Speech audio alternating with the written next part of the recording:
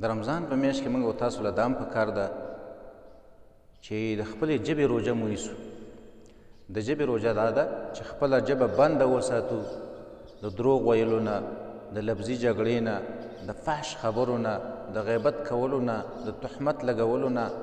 د مذاق او ملنډو کولو نه، د دې هر څه نه د خپله ژبه بنده کړو. ځکه رسول الله صلی الله علیه وسلم فرمایي: من لم يدع قول الزور والعمل به والجهل فليس لله حاجة أن يدع طعامه وشرابه. رسول الله صلی الله علیه وسلم فرمایي څوک چې په روژه کې غلطې خبرې، دروغ ویل، جهالت کول، په باطلو باندې عمل کول دا فری نه دي، نو الله له د دې څه ضرورت او حاجت نشته چې دا سړی خپل ډوډۍ او خپلې اوبه پرېږدي او خپل ډوډۍ خوړل په ځان باندې بند کړي. الله بیا دې ته څه ضرورت نشته دی. ته په روژه کې دروغ ویل نه پرېږدي، ته په روژه کې غیبت کول نه پرېږدي، ته په روژه کې تهمت لګول، دارنګې فحش خبرې کول نه پرېږدي، نو الله خو دې ته څه ضرورت نشته دی چې تا ډوډۍ نه ځان بند کړی دی او تا د اوبو څښلو نه ځان بند کړی دی.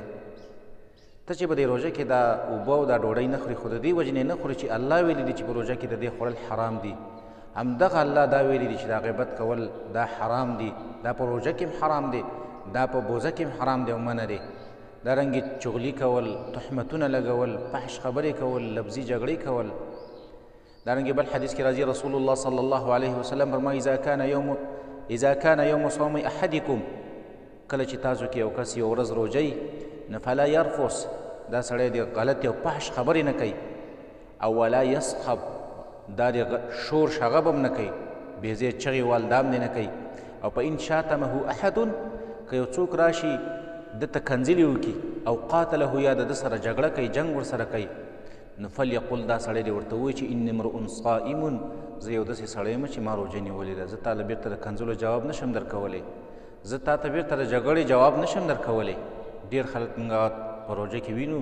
چې هغه یاره وایي روژه ده، هغسې مازغه مې مه خرابوه،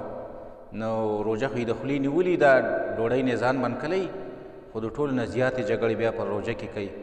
دارنګې د روژې د لنډولو دپاره هغوی د غیبت مجلسونه جوړ کړي. دا د روژې د لنډولو دپاره هغوی د ګناه او د فسق و فجور په مجلسونو کې ناست وي، راځئ روژه به لنډه کړو، حرام ته ناست دي، لړو ته ناست دي، څوک تاش کوي، څوک یو عمل کوي، څوک بل عمل کوي د ګناه. نو په کار خدا ده چې موږ د روژې مقصد خدا دی چې موږ کې تقوا راشي، یوازې خدا نه ده چې زه ځان وږی کړم او ځان تږی کړم.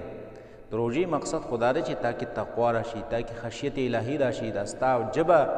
دا محفوظه پاتې شي د غلطو خبرو نه، د چغلیانو نه، دارنګې